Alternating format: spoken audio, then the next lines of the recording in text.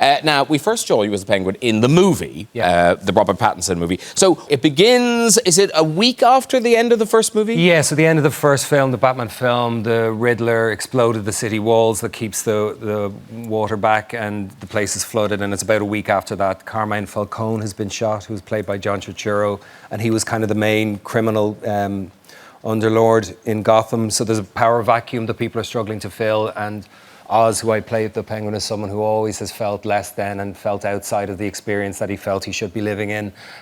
He's somewhat crippled. He's got a club foot, pretty severe club foot on his right foot.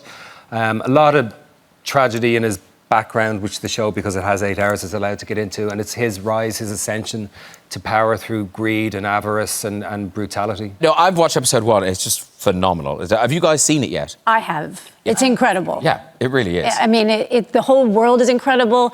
What you went through to be able to transform is incredible. I mean... It's extraordinary. The makeup team, I have to shout out to a gentleman, well, I use the term loosely, by the name of Mike Marino, who created... thank you.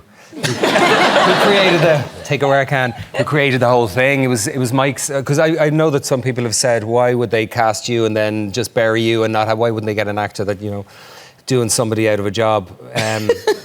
But the thing was... Do you think maybe it's because they want to know that it's somebody attractive under there? I'm just saying. What are you trying to say? That's the question. What are you trying to say? I honestly think it was Mike. Thank you. It was Mike Marino's genius as an artist. So it was kind of like the creation of the character was a collective of a load of people. The people that designed the body. That was totally his imagination. Yeah. Was that hard to the makeup every day? Did you ever panic or? Panic, like panic attack? Yeah, panic? Exactly. No, not in makeup, just as myself. Oh.